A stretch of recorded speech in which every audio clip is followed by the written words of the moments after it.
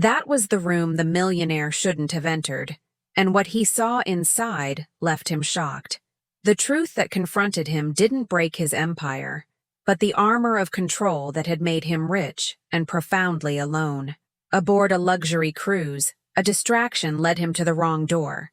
Inside, the woman he had forced himself to forget, and beside her, 2 children with his eyes. His power could buy anything. But how do you buy back a family you never knew you had lost? The Miami cruise terminal is a living organism, pulsing with a heat that blurs the air and clings to the skin. It's a place of beginnings and waits. And for Nicole Hayes, it's the stage where her exhaustion and her love wage a silent battle. The camera follows her, showing her as she adjusts the strap of one of the twins, Leo's, worn-out backpack, and then wipes a juice stain from Lily's face. Her routine is this choreography of small gestures, a constant flow of attention that keeps her anchored. In that sea of people, she felt like an island, whose only continent was her 2 children. She steps away for a moment, looking for a pillar to lean on, and opens her wallet. The leather is visibly worn at the folds, a testament to its constant use. This is her anchor object. Inside, there's just enough, a few carefully arranged dollar bills, the result of months of double shifts and countless no's, said to herself. But then, she hears the crystal-clear laughter of the twins as they see the colossal bow of the Elysian Voyager. In that instant, the sacrifice dissolves into reward. Their happiness is her true currency, and by that standard, she is the richest woman in the port. Simultaneously, a few meters away, an invisible border is crossed. The door of a luxury sedan opens, and the air-conditioned silence from inside the car leaks into the outside world. Jared Vance emerges, his impeccable suit and armor against the common world. He was also an island, but his was built of glass and steel, self-imposed and impenetrable. He speaks on the phone, his voice low and precise, discussing tons of steel and market projections for a distant continent. His gaze falls on his wristwatch, his anchor object, not to check the time, but to measure time in productivity. The watch is his symbol of power, his barrier against the world's unpredictability. His assistant, Mark, moves in his wake, a silent figure carrying a briefcase that holds the destiny of thousands. For Jared, the ship is not a promise of adventure, but a floating office, a fortress of privacy. The antithesis is palpable. While Nicole breathes the salty air of shared humanity, Jared breathes the filtered air of powerful solitude. They were 2 islands, one surrounded by an ocean of love and sacrifice, the other by a moat of ambition and control, both adrift on the same sea, about to collide. The question that hangs in the air is, what happens when the tide finally brings them together? The hallway of the Elysian Voyager's 8th deck is a tunnel of beige monotony, punctuated by identical doors. For Jared Vance, it's just a transitional space. He walks with quick steps, the phone pressed to his ear, his voice a cold blade cutting across thousands of miles. It's not a negotiation, it's a directive. Execute. He isn't there. He's in a boardroom in Tokyo, moving pieces on his global chessboard. Distracted by the intransigence of the person on the other end, he stops in front of a door, his mind focused on clauses and percentages. He pulls the keycard from his pocket and swipes it through the electronic lock. A green light blinks. A system failure. A 1 in a million statistical chance. The kind of error Jared's empire was designed to eliminate. The kind of error that fate uses to act. He pushes the door open and enters, his eyes still down, finishing the call. I already said. The sentence dies in his throat. The air inside the room is different. It doesn't have the sterile smell of his suite, but a faint scent of baby lotion. He lifts his head, and his world stops spinning. On the floor, a small boy, surrounded by crayons, looks up to face him. The boy's eyes are a frighteningly familiar shade of grayish blue. They are the eyes Jared sees in the mirror every morning. Time stretches. Jared's gaze shifts from the boy to the woman kneeling beside him. Her face, more mature, marked by a weariness he didn't recognize, is still unmistakable. Nicole.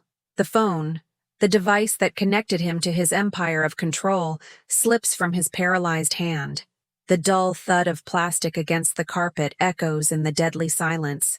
The shock paralyzes Jared, but it galvanizes Nicole.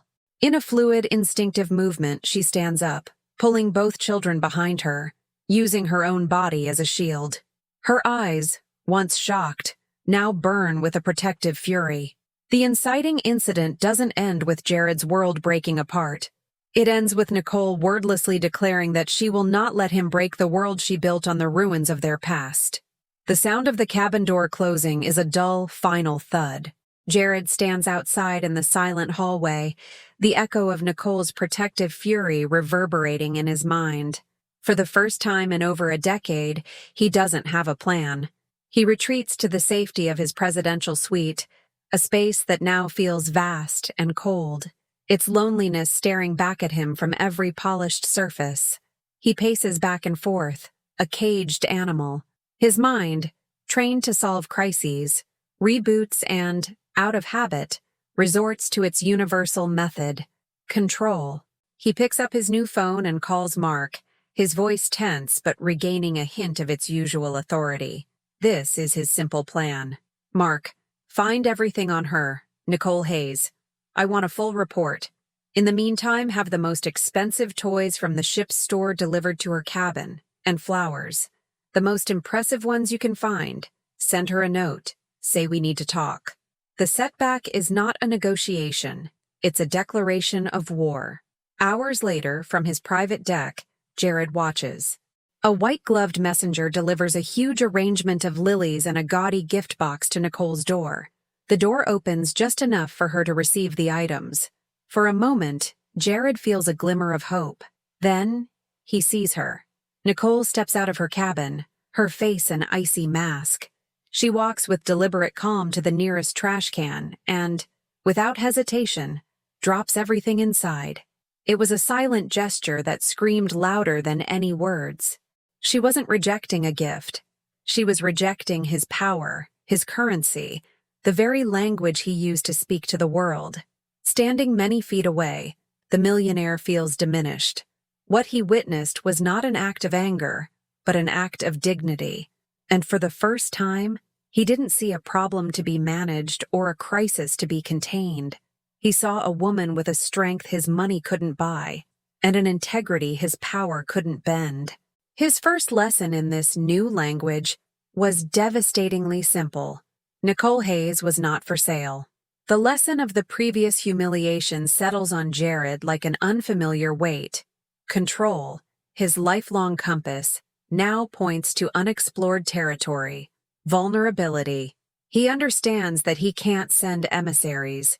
If he wants to cross the minefield of the past, he has to walk it himself.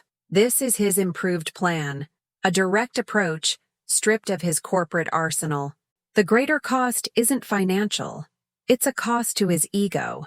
Leaving his suite without the armor of his authority, without an assistant to clear his path, is an act of nakedness for a man like him. He finds her in the late afternoon on the pool deck, a quieter area of the ship. Nicole is sitting on a lounge chair, watching the twins splash in the children's pool. For a moment, they form a picture of domestic peace so perfect it seems unattainable. He takes a deep breath, the salty air feeling strange in his air-conditioned lungs, and approaches. He stops at a respectful distance. Nicole. She tenses but doesn't turn immediately. It's as if the word itself were an assault. Please, he insists, his voice lower than usual, devoid of its typical arrogance. 5 minutes. No gifts, no tricks. I need to understand. Finally, she turns to face him.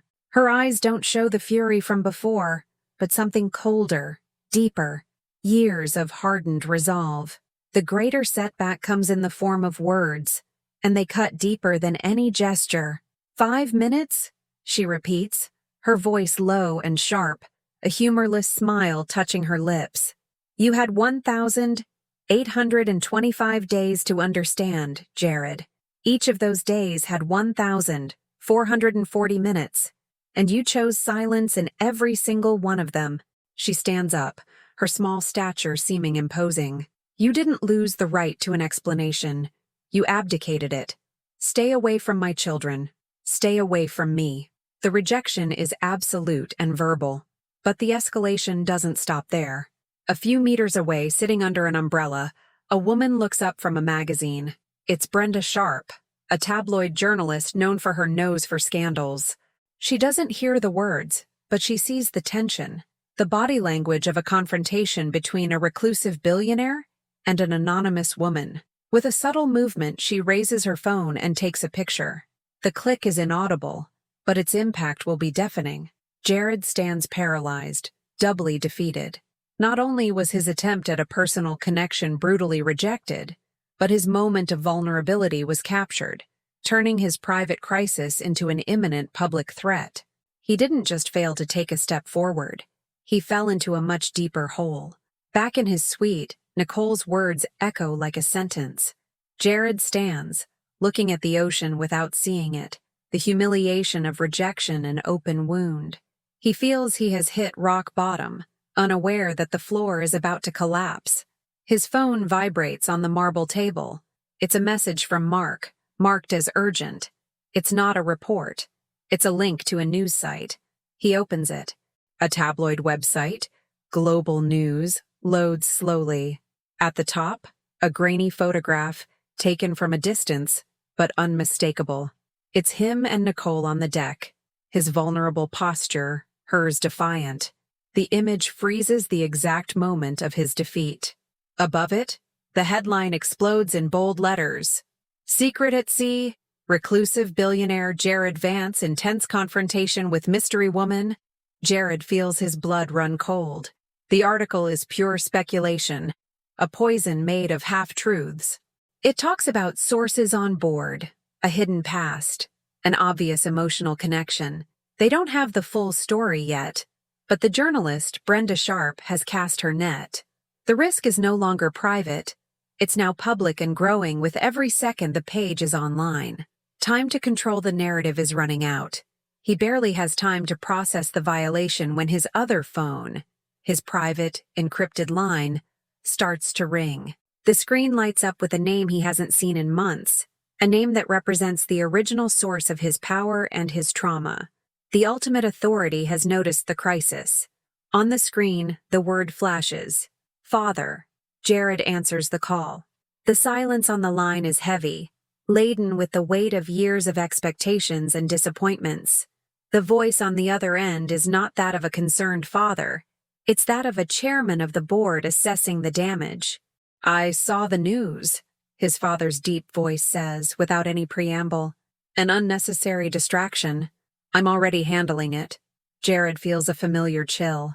Handling it? He asks, the words sounding hollow in his own mouth.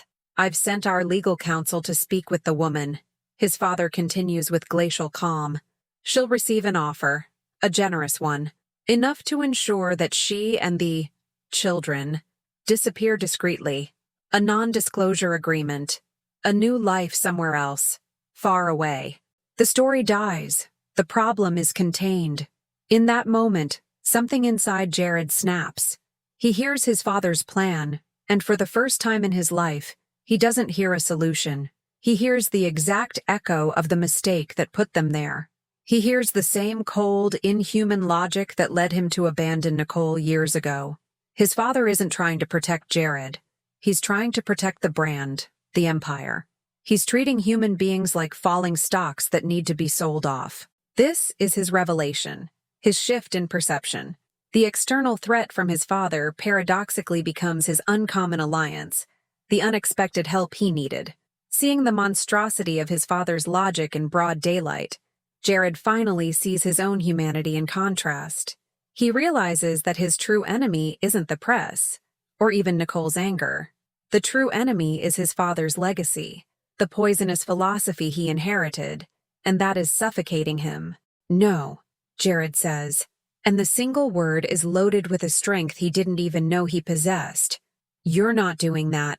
Don't challenge me, Jared. This is bigger than your feelings. They are my children, Jared retorts, the phrase leaving his lips for the first time out loud. sounding strange and yet undeniably true. They are not a problem to be contained. This call is over. He hangs up. The sound of the ensuing silence is the sound of rebellion. Jared's goal shifts radically. It's no longer about getting to talk to Nicole. Now, his mission is to protect her. Not from photographers, but from his own family. He is no longer reactive. He has become her protector. The ship pulses with the energy of the late afternoon. Near the main pool, the music is loud and people are laughing, creating a mosaic of chaos and celebration. Nicole, for a brief second, turns to help Lily adjust her floaty, and in that blink of an eye, the world changes. Leo, who was chasing a colorful ball, suddenly realizes he's alone in an ocean of strangers' legs. His face, once lit with joy, contorts in fear. The crying begins, small and lost amidst the noise. Jared sees it all from a distance. He was looking for Nicole, trying to formulate the right words to warn her about his father. But now words don't matter. His first reaction, that of the old Jared, is to call for ship security. But the new Jared, the man who hung up on his father, knows this is his test. Action, not delegation. He approaches Leo, not like a CEO, but with the caution of someone approaching a frightened animal. He kneels on the wet ground, ignoring his expensive suit until his eyes are level with the boys. He doesn't touch him. His voice, when he speaks, is unrecognizable, stripped of all its authority, leaving only a gentle calm. "Hey, champ," he says softly. "What's wrong? Did you lose your mommy?" Leo, between sobs, can only nod. The fear in his eyes is a knife in Jared's heart. "It's okay," Jared continues, staying calm. "We'll find her together. You know what my superpower is. I'm great at finding people." He takes a coin from his pocket. With a slightly clumsy move, he makes it disappear and reappear behind the boy's ear. It's an old trick, a cliché, but to a 5-year-old, it's magic. Leo's crying subsides, replaced by hesitant awe. It is at that precise moment that Nicole arrives, panic giving way to confusion. She stops, hidden behind a pillar, and watches. She doesn't see the arrogant billionaire who confronted her. She sees a man on the ground, comforting her son with a patience and tenderness she never imagined he possessed. She sees her own son beginning to trust, instinctively, the man she spent 5 years fearing. Her wall of hatred and resentment, built brick by brick over the years, begins to show its first crack. The image before her contradicts everything she thought she knew. Jared stands up, with Leo now holding his hand, and only then does he see her. There isn't a hint of triumph on his face, only relief. "He's okay," is all he says. And in that silence, a fragile truce is born. The seed of an unlikely alliance has been planted, not with words or promises, but with a simple act of kindness. Later that night, the ship's corridor is quiet, with only the soft hum of the engines breaking the calm. Jared stands in front of Nicole's cabin door. There is no arrogance in his posture, only the weight of a somber urgency. He knocks softly. The door opens, and Nicole appears. Her face is tired, her guard still up, but the fury from before has been replaced by a cautious uncertainty.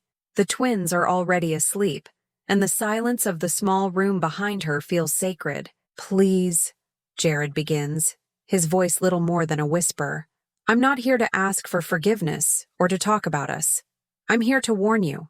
You're in danger." The word danger hangs in the air between them. It's the hook, the only key that could open this door.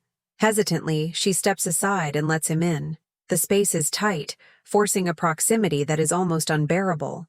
They speak in whispers so as not to wake the children. Jared doesn't waste time with pleasantries.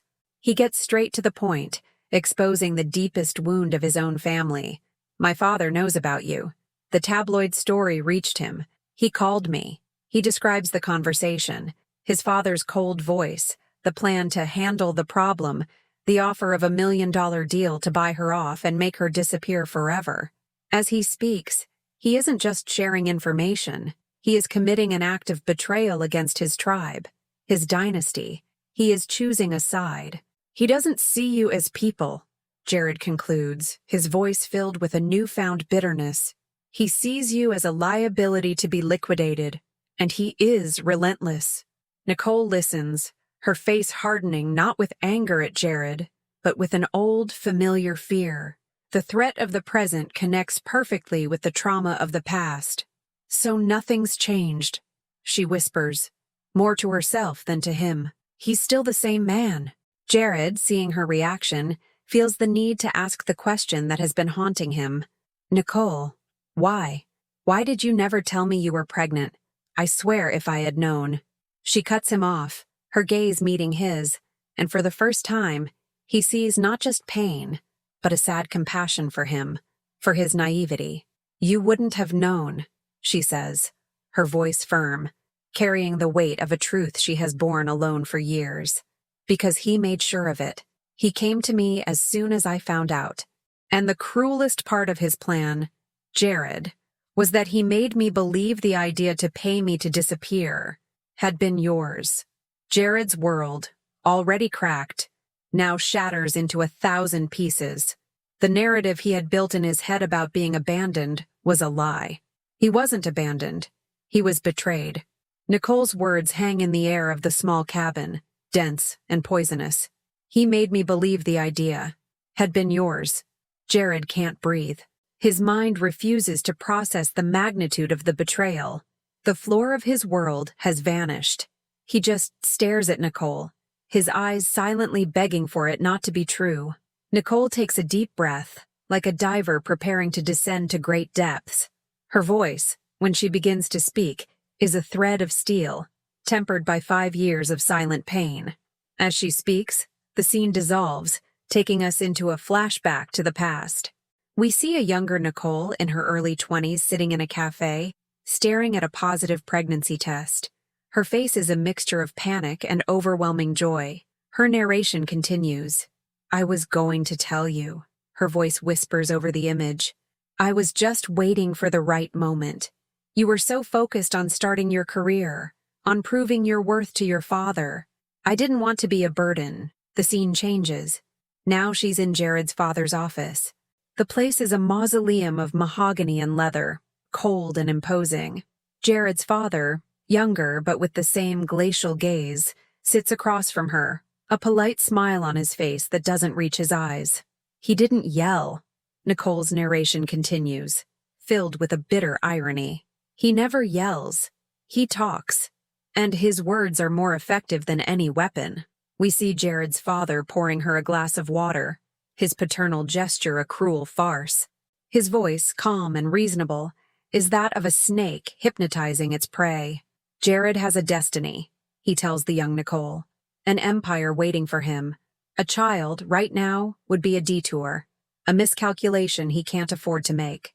The camera focuses on young Nicole's face, her hope withering. But the final stab, Nicole's present-day narration says, her voice breaking for the first time, was when he said the idea wasn't his. He said, Jared knows this is for the best. He just didn't have the courage to tell you to your face, so he asked me to handle it. The flashback ends. We are back in the ship's cabin. Jared is crying. Not sobs, but silent tears of rage and a pain so deep it feels physical. His entire life, his identity as a man who was abandoned by the woman he loved, was a fabricated lie. He was a pawn in his father's game, and Nicole was the victim he was led to hate. The silence between them is no longer one of tension, but of shared grief. They are not ex-lovers. They are survivors of the same man. The truth, however horrific, has destroyed the last wall between them. Now, they are finally allies. In the quiet of Nicole's cabin, the truth hangs in the air, heavy and transformative. Jared and Nicole sit. The chasm between them finally bridged, but the future is a blank map. It is in this moment of fragile connection that Jared's old world invades without permission. His business phone, forgotten on a table, begins to vibrate with a violent insistence. The sound is an assault in that sanctuary of silence. On the screen, Mark's name flashes in red. Jared hesitates. His instinct is to ignore it, to leave that world behind. But the buzzing doesn't stop. It's the sound of an empire in panic. He answers, his voice low so as not to wake the children. "Mark, now is not a good time." The voice on the other end is that of a man in the middle of an earthquake. "Jared, it's Tokyo. It's falling apart. Right now. Our lead investor is pulling out. The tabloid article has spread. They're citing leadership instability. The board is panicking. If you are not on the first helicopter in Nassau to catch a jet to Japan, the deal of a decade dies. Everything we've worked for." The pressure is overwhelming. It is the crossroads of his life, distilled into a single moment. In one ear, he hears Mark's voice talking about billions of dollars, skyscrapers, the legacy his father demanded he build. In the same room, just a few feet away, he hears the soft breathing of his sleeping children. The camera focuses on Jared's face. His gaze goes from the phone, the portal to his empire, to the door of the small room where Leo and Lily are sleeping. His entire life comes down to this choice. The man he was versus the man he is trying to become. The vast, empty power he possesses versus the small, overwhelming family he has just found. "Jared, the helicopter won't wait," Mark's voice insists, filled with panic. "I need an answer. The Empire, or whatever you're doing there. You have 5 minutes." The call ends. 5 minutes to decide between the past and the future. 5 minutes to choose his soul. Act 2 ends here, with the protagonist cornered, having to make an impossible choice from which there will be no return. The 5 minutes weigh in the small cabin with the density of a lifetime. Jared stands, phone in hand, a totem representing an empire. In his mind, images of skyscrapers, boardrooms, and his father's disapproving face war against the image of a boy with his eyes laughing and the sound of 2 children's soft breathing. Nicole watches him, saying nothing. She doesn't pressure him. She understands that this isn't a business decision. It's an exorcism. He has to choose which ghost will haunt him for the rest of his life. The conflict on his face softens. A strange, resolute calm takes over. The war is over. He knows what he has to do. He calls Mark. His assistant's voice on the other end of the line is a thread of pure stress. "Jared, the helicopter is warming up. What's the decision?" Jared looks at Nicole, and for the first time, she sees the man she fell in love with all those years ago. The man who got lost somewhere on his way to the top. His voice is firm, clear, and irrevocable. "Mark, listen," he says. "Delegate authority to the vice president. Give the investors what they want. If the deal falls through, let it fall through." There is a shocked silence on the other end. "Jared, you're talking about billions. Your legacy." "My legacy is right here," Jared interrupts, his voice low but echoing with the power of a finally accepted truth. "I'm not going anywhere." He ends the call. He doesn't throw the phone. He places it gently on the table, screen down. It's a symbolic burial, the end of a reign. The silence in the cabin is absolute. Nicole stares at him, her eyes searching for words. I just chose," he says, a small, weary smile forming. "For the first time in my life, I think I chose right." With a single decision, Jared demolished a part of his empire to build the foundation of something infinitely more important. It was the most expensive, and yet the most valuable deal of his entire life. The next morning, the ship glides towards Miami. The air is charged with the feeling of a journey's end. Jared, Nicole, and the twins are on the deck, watching the foam from the waves. There's no perfect harmony between them. There's a shy silence, the awkwardness of a new beginning. But for the first time, there is peace. A fragile peace, about to be shattered. Out of nowhere, the tranquility is broken. Brenda Sharp, the journalist, appears like a predator. This time, she isn't being discreet. She has a photographer with her, whose camera is already aimed. The flash goes off, an artificial lightning bolt that makes the children flinch. Her voice is loud and invasive, a harpoon aimed directly at Nicole. "Mrs. Hayes, is it true that billionaire Jared Vance is the father of your children? Was it a secret affair? Why did you hide them for so long? The questions are like stones. Leo and Lily cling to their mother's legs, frightened by the aggression. Nicole is paralyzed, her instincts screaming to run, but not knowing where to go. It is in that moment that Jared acts. The old Jared would have called security, would have made a call to his lawyers. The new Jared doesn't delegate his protection. He becomes the protection. Without saying a single word to the journalist, he moves with a lethal calm, positioning his body directly between his family and the camera lens. He is taller, broader. He eclipses them, becoming a human shield. The photographer can now only take pictures of the back of his expensive suit. Jared turns his head slightly, his gaze locking on Brenda with a cold intensity she never expected. His voice isn't loud, but it cuts through the air with the weight of an unshakable threat. If you, or anyone on your team, comes near them again, he says, each word a drop of ice, I will personally ensure you never work in this industry again. Test me. He doesn't wait for a response. Gently, he places his hands on Nicole's shoulders and guides her, along with the children, away from the confrontation, to a safe place. He doesn't look back. He was no longer a king defending his glass castle. He became a guardian at the gate, protecting a treasure of flesh and blood. He was no longer protecting his money. He was protecting their lives. It's the last night of the cruise. The lights of Miami glitter on the horizon, a promise of an unknown future.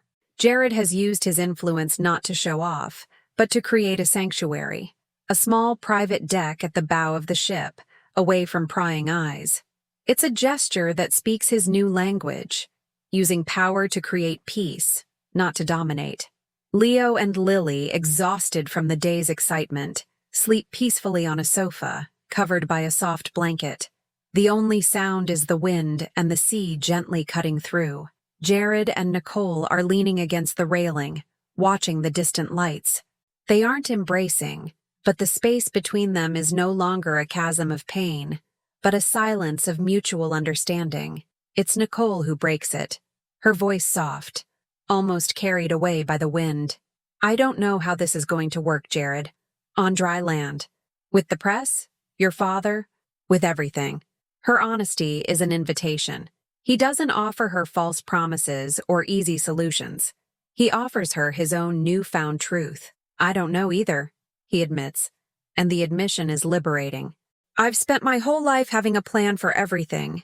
Now, I have none. But for the first time in my life, I want to figure it out. Step by step. Together, if you'll let me. His words hang in the air, an offer, not a demand. Slowly, he reaches out his hand and gently touches her arm. It's a hesitant gesture, asking for permission. For a long moment, she remains still. She doesn't pull away. It's a silent acceptance. A recognition that their alliance, forged in chaos, might be the only solid thing they both have. It's not the rekindling of an old passion, but the beginning of something much more resilient. A partnership. They are not lovers, not yet. They are survivors, co-parents, and now, finally, allies facing the world. The protagonist's new identity is complete. He is no longer a CEO, but a father and a protector. The new order is established. Not a fairy tale family, but a hard-won truce, ready for the battle that awaits them on land. The camera focuses on Jared and Nicole's faces, the soft glow of the city lights dancing in their eyes. The truce between them is real, a peace won through sacrifice.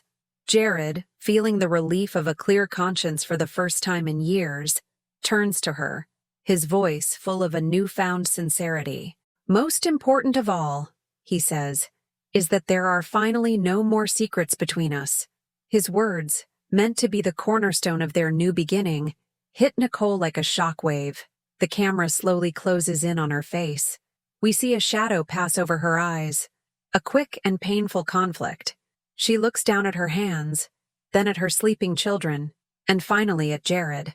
Her gaze is filled with an agony he doesn't understand. Jared, she begins, her voice trembling slightly. Everything I told you about your father is true. The threat, The words, the plan to erase me from your life. It all happened exactly as I said. He waits, confused. I know. I believe you. But, she continues, and the word is a fracture in the peaceful moment. There's a part I never told anyone. Something I kept. Out of shame. Out of fear. She takes a deep breath, her gaze fixed on his. When I left 5 years ago, I took his money. Not millions. It was a smaller amount. Enough for me to disappear, to start over somewhere else and make sure my babies would be born safely. I was alone, Jared. I was terrified. And I took it. The sound of the wind and the sea seems to stop. The world falls silent. The camera doesn't move from Jared's face. We see a wave of emotions pass over him. First, confusion, as he tries to fit this new piece into the puzzle. Then, a glimpse of pain, the sting of a betrayal he didn't expect. His redemption was built on the idea of an absolute truth, of a perfect victim. The image freezes on his face, his expression a mask of uncertainty, his mouth slightly open, about to say something we will never hear. The narrator's voice comes in, calm and cutting, over the frozen image. Jared Vance sacrificed his empire for a truth. But what happens when you discover that the truth also held a secret?